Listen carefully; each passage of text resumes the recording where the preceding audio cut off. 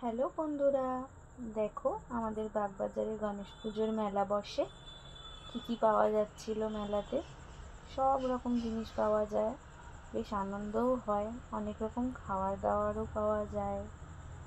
আমাদের না বাগবাজারে এই গণেশ পুজো থেকেই ঠিক দুর্গা পুজোর একটা আভাস পাওয়া যায়। মানে গণেশ পুজো আসা মানে আমাদের মনে হয় এই তো পুজো এসে গেল।